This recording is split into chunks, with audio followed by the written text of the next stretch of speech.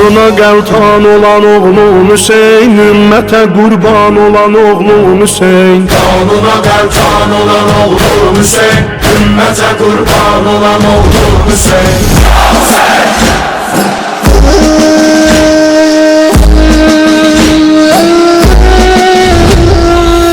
Neler öldürdüler kardeşini, firqəti qan eylədi göz yaşını.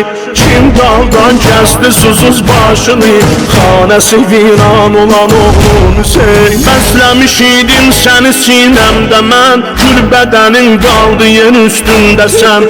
Yox sənə bir qəbri qazan dəfn edən, heykəri üryan olan oğlum Hüseyn.